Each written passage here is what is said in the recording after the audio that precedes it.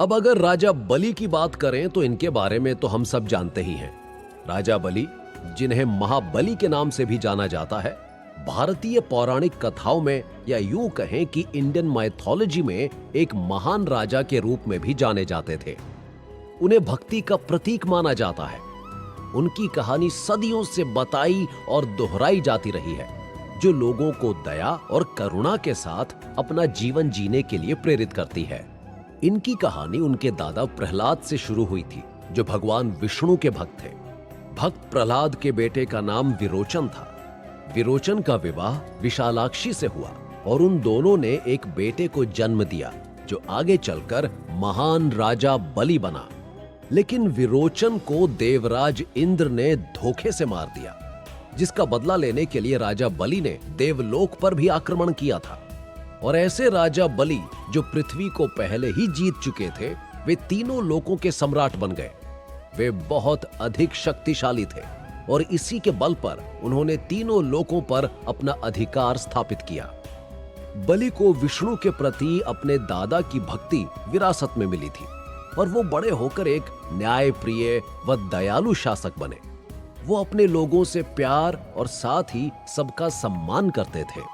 एक बार विष्णु ने स्वयं बलि की भक्ति की परीक्षा ली और वो वामन मतलब एक बौने ब्राह्मण के रूप में उनके सामने प्रकट हुए। वामन ने बलि से उपहार मांगा और उस उपहार में उन्होंने अपने रहने के लिए 3 पग भूमि मांगी। बलि ने एक उदार व दयालु राजा होने के नाते वामन की बात मान ली। हालांकि जैसे ही उसने ऐसा किया, वामन ने स्वयं को विष्णु के रूप में प्रकट कर दिया और अपने पहले पग से पूरी पृथ्वी को, दूसरे पग से स्वर्ग को नाप लिया। अपना तीसरा कदम रखने के लिए कोई जगह न होने के कारण विष्णु ने बलि से अपना सर उन्हें दे दिया और तब विष्णु ने अपना पैर बलि के सिर पर रखा और उसे पाताल लोक भेज दिया। वहां भी विष्णु जी ने उसे बंदी बनाकर रखा। पर कुछ समय पश्चात जब देवर्षि नारद के परामर्श से बलि ने भगवान की आराधना की, तब उन्होंने उसे सब परिवार पाताल लोक में वास करने की स्वतंत्रता दे दी। हालांकि वो बलि की निस्वार्थता और भक्ति से इतने प्रभावित हुए कि उन्होंने बलि को अमरता भी प्रदान कर दी। बलि ने उनसे उपहार के रूप में यह भी मांगा कि वो वर्ष में एक बार धरती पर आकर अपने लोगों से मिल पाएं, जिस पर विष्णु जी ने उसे अनुमति दे दी। जब उन्हें इमॉर्टल्स में गिना जाता है तो यह सवाल भी बनता है कि अब वो कहां हो सकते हैं। हिंदू पौराणिक कथाओं के अनुसार राजा बलि को भगवान विष्णु ने अमरता प्रदान की थी और अपने लोगों द्वारा पूजा करने के लिए वर्ष में एक बार पृथ्वी पर लौटने की अनुमति दी थी। ओणम के नाम से जाना जाने वाला यह त्योहार आज भी भारत के कई हिस्सों में मनाया जाता है। ओणम के दौरान लोग बलि की वापसी का स्वागत करने के लिए अपने घरों को फूलों से सजाते हैं और दीपक जलाते हैं। वे लोग बड़ी बड़ी दावतें तैयार करते हैं और पारंपरिक नृत्य भी करते हैं और निस्वार्थता और भक्ति की भावना का जश्न मनाते हैं, जिसे बलि ने स्वयं मूर्त रूप दिया।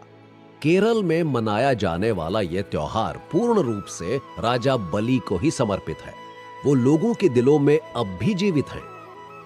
कई मायनों में ओणम की परंपराओं और रीति रिवाजों के माध्यम से बलि की विरासत जीवित है।